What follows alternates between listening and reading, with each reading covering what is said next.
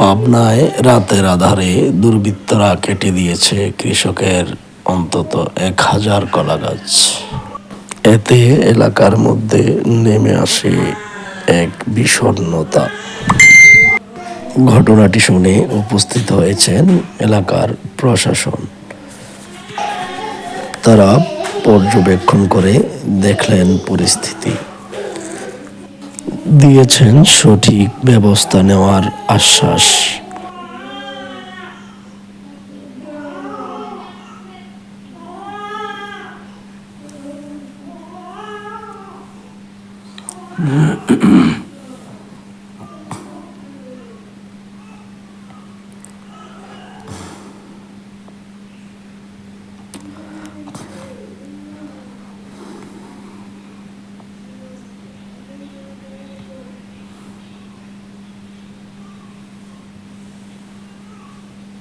वो मैं आपकी